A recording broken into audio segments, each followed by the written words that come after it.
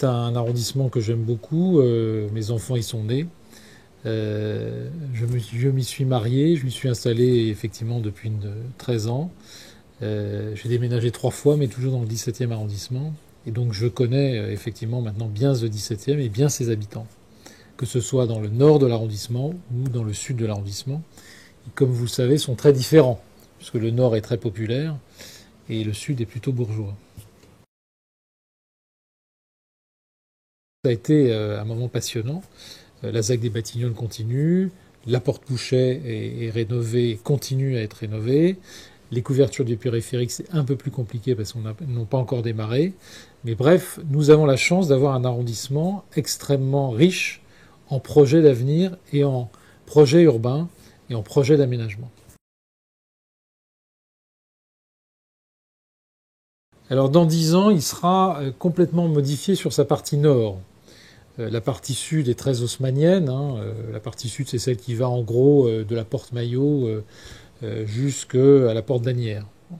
Et puis ensuite, vous avez la partie nord qui va de la porte d'Asnières jusqu'à la porte de Saint-Ouen, c'est-à-dire à la limite du 17e et du 18e. Et vous avez dans cette partie nord tous les projets dont je viens de vous parler. Rénovation de la porte Pouchet, aménagement des 50 hectares des Batignolles, opération d'aménagement de l'habitat et d'amélioration de l'habitat sur le quartier des Épinettes, qui est un des 8 quartiers du 17e. Bref, tout le nord de l'arrondissement, dans 10 ans, sera transformé. Alors c'est vrai qu'on avait tendance à dire qu'il y avait une césure entre le sud de l'arrondissement, plutôt bourgeois, et le nord de l'arrondissement, plutôt populaire. La ZAC et l'aménagement des terrains des Batignolles va permettre de recoudre les deux territoires donc, et d'avoir une continuité complète de l'arrondissement entre le nord et le sud.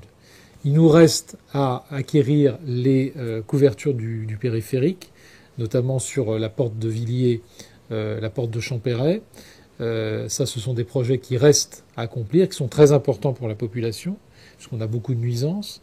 Il reste à améliorer, bien évidemment, l'habitat, notamment dans le quartier des Épinettes, d'où l'opération d'amélioration de l'habitat qui se poursuit, qui concerne environ plus de 1500 logements. Donc c'est la plus grosse opération d'amélioration de l'habitat dans Paris. Donc nous avons la chance de voir tous ces projets émerger. Nous les suivons évidemment quasiment quotidiennement. Et nous allons avoir un arrondissement qui, dans sa partie nord, sera méconnaissable par rapport à aujourd'hui.